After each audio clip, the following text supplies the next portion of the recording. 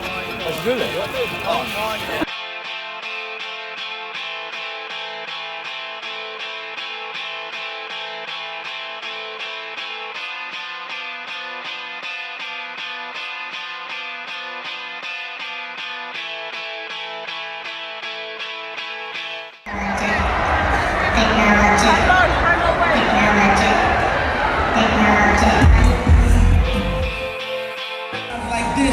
like this, so I had to grind like that, to shine like this. In a matter of time I spent some locked up shit in the back of the paddy wagon, cuffs locked on wrist.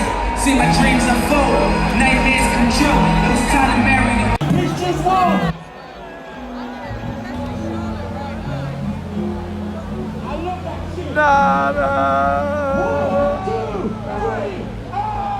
I still see the shadows in my room. Can't take back the love that I gave you.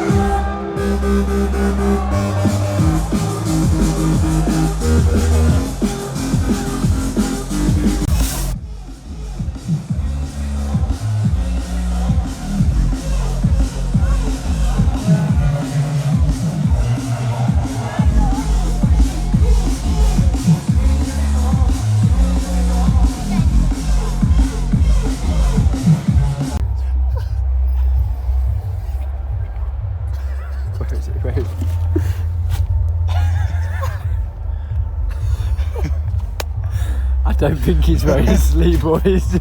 Fuck. Mission abort. Mission abort. Is that what you're fucking sleeping on? Look at what I'm sleeping on. Why does it look bad? Look at it. I'm sleeping on a...